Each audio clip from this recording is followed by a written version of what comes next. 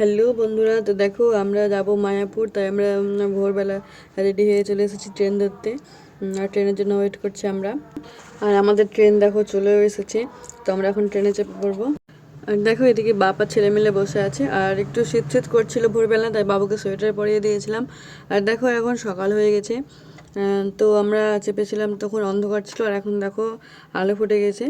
তো চলো আমরা এখন যাই। আর ফাইনালি আমরা চলে এসেছি মায়াপুরে। মায়াপুর তো আমার খুব পছন্দের জায়গা, আর আমাদের বাড়ি থেকে খুব একটা দূরেও নয়।